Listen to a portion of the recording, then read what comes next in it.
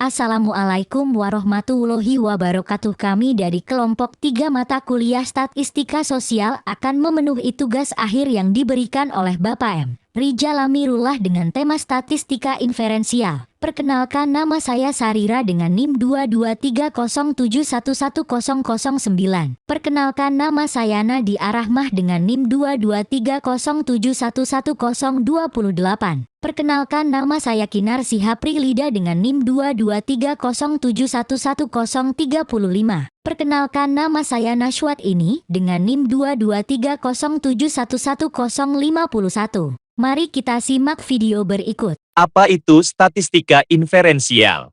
Statistika inferensial adalah metode yang dapat digunakan untuk menganalisis suatu kelompok kecil, sehingga bisa diambil kesimpulan terhadap kelompok data induk. Statistika inferensial induktif mempunyai tujuan untuk penarikan kesimpulan. Sebelum menarik kesimpulan dilakukan suatu dugaan yang dapat diperoleh dari statistika deskriptif.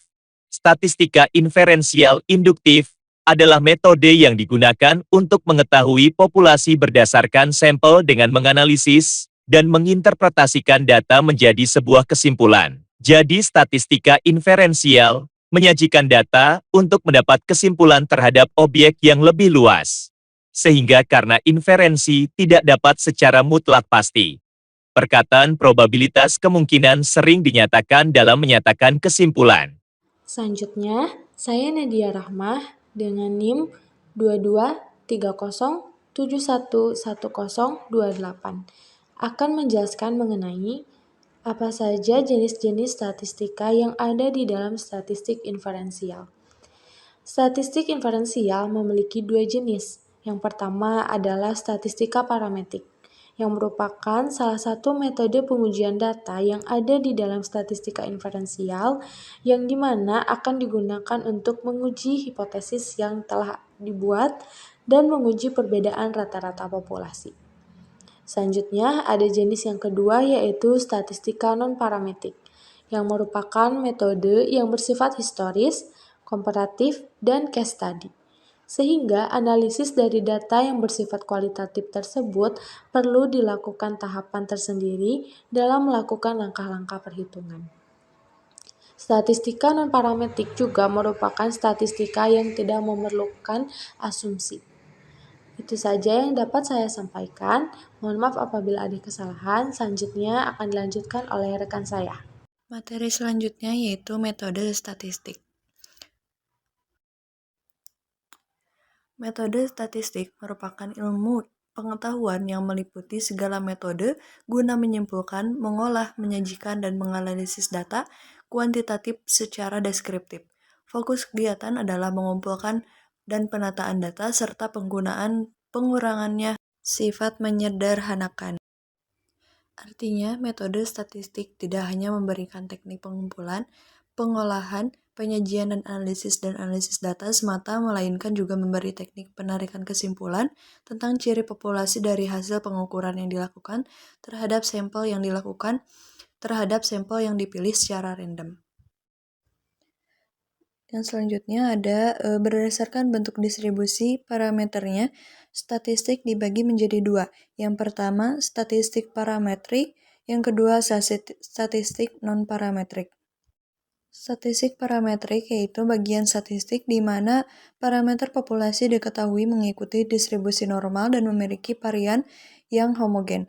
Statistik non-parametrik yaitu jenis statistik di mana parameter populasi tidak mengikuti distribusi normal atau distribusi bebas, dan varian tidak perlu homogen.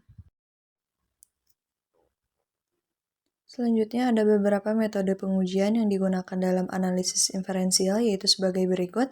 Yang pertama, analisis regresi linier digunakan untuk memahami hubungan antara dua variabel dari kumpulan data, di mana salah satu variabelnya merupakan variabel dependen dan yang lainnya adalah variabel independen yang dapat digunakan lebih dari satu. Yang kedua, analisis varian digunakan untuk menguji dan menganalisis perbedaan antara dua atau lebih min dari kumpulan data. Yang ketiga, UJT digunakan untuk membandingkan rata-rata dua kelompok dan memahami jika satu sama lain berbeda. Yang keempat, analisis kolerasi digunakan untuk memahami sejauh mana dua variabel saling bergantung. Kita dapat melihat apakah variabel memiliki korelasi yang kuat atau lemah. Korelasi bisa negatif atau positif, tergantung pada variabelnya.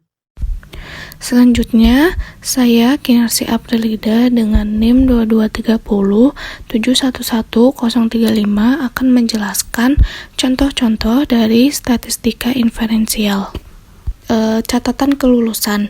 Dalam sebuah catatan kelulusan yang telah dilakukan dalam 5 tahun terakhir di sebuah SMA menunjukkan hasil bahwa 73% di antara siswa SMA dapat lulus dengan capaian nilai yang memuaskan. Bentuk statistika inferensial dari ilustrasi di atas yaitu nilai numerik 73%. Jika berdasarkan hal tersebut, seorang siswa dapat menyimpulkan bahwa peluang dirinya dapat lulus dengan nilai yang memuaskan.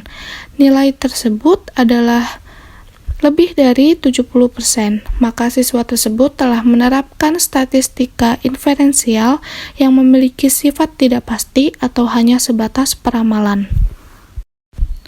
Selanjutnya, ada berat rata-rata warga di suatu negara. Seorang peneliti ingin mengetahui berat rata-rata orang dewasa pada suatu negara. Jelas saja adalah hal yang tidak memungkinkan untuk mengukur berat badan setiap orang di negara tersebut. Selain tidak praktis, juga memerlukan tenaga dan waktu yang tidak sedikit. Untuk mengatasi hal tersebut, statistika inferensial dapat diterapkan untuk menentukan perkiraan bobot rata-rata orang dewasa dari populasi di suatu negara. Nilai yang dihasilkan statistika inferensial tergantung pada pengumpulan data sampel individu dalam cakupan populasi yang lebih besar. Sang peneliti selanjutnya akan menimbang berat badan rata-rata dari setiap sampel menggunakan statistik deskriptif.